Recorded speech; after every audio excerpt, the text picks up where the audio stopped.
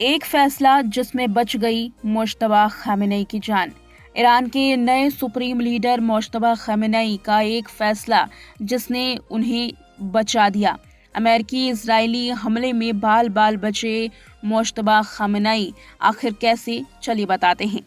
अमेरिकी इजरायली हमले लगातार ईरान पर जारी हैं और ईरान भी इन हमलों का जवाब दे रहा है। ये जंग कब रुकेगी, इसके बारे में कोई भी अंदाजा नहीं लगाया जा सकता। इसी बीच में ईरान के नए सुप्रीम लीडर मुश्तबा खामेनेई को लेकर के भी कई सारे दावे अमेरिका की ओर से किए जा चुके हैं। बात तो ये है कि मुश्तबा खामेनेई इस वक्त जिंदा हैं, लेकिन कहाँ, इसकी जानकारी किसी के पास भी नहीं है। ईरान के नए सुप्रीम लीडर मुश्तबा खामेनेई उस अमेरिकी इजरायली हमले में बाल बाल बचे जिसमें उनके पिता आयतुल्लाह अली खामेनेई का निधन हो गया। कहा जाता है कि हमले के ठीक पहले ही मुश्तबा वहां से बाहर निकल आए थे। ईरान की आंतरिक बैठक से लीक हुई ऑडियो रिकॉर्डिंग पर आधारित एक रिपोर्ट में इस तरीके का दावा किया गया है। 28 फरवरी को ऑपरेशन एपीफ्यूरी के तहत की गई स्ट्राइक में ईरान के लंबे वक्त से चले आ रहे supreme leader Ayatollah Ali Khamenei का निधन हो गया। तेहरान स्थित परिसर में निशाना बनाया गया जहां वरिष्ठ अधिकारियों के साथ खामेनेई मीटिंग कर रहे थे। द टेलीग्राफ की रिपोर्ट की माने लीक हुई ऑडियो रिकॉर्डिंग में 12 मार्च को वरिष्ठ ईरानी धर्मगुरुओं और इस्लामिक रेवोल्यूशनरी गार्ड कॉर्प्स के कमांडरों के बीच एक बैठक के दौरान की गई टिप्पणियां दर्ज हैं।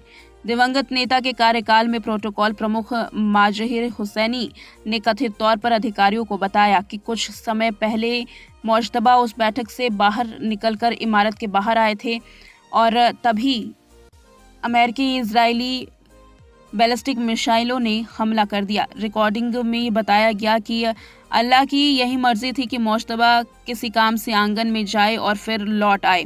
वो बाहर थे और ऊपर की मंजिल की ओर जा रहे थे, तभी उन्होंने एक मिसाइल से इमारत पर हमला कर दिया। रिपोर्ट की माने तो मुश्तबा के इमारत से निकलने के कुछ ही देर बाद ईरानी ब्लू स्पैरो बैलिस्टिक मिसाइलों ने परिसर पर हमला कर दिया और आयतुल्लाह अली खामेनेई और दर्जनों वरिष्ठ अधिकारियों और रिश्तेदार इसमें मारे गए।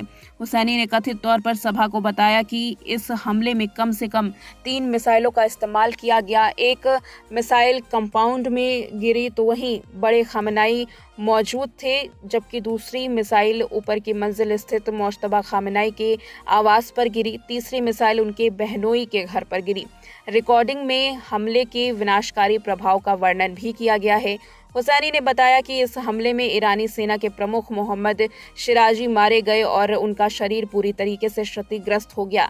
कथित तौर पर कहा गया कि वह हमले में पूरी तरह से बिखर गए थे, उन्हें कुछ भी नहीं मिला और आखिर में उन्हें कुछ किलो मांस मिला जिसकी पहचान उन्होंने उनके शरीर के तौर पर की। रिपोर्ट की माने तो मुश्तबा खामेनेई के पैर में चोट लगी है। हालांकि उनकी पत्नी हदाद इस हमले में मौके पर ही मारी गई। खामेनेई के दूसरे बेटे मुस्तफा खामेनेई और उनकी पत्नी भी कथित तौर पर इस हमले में बाल बाल बचे हैं।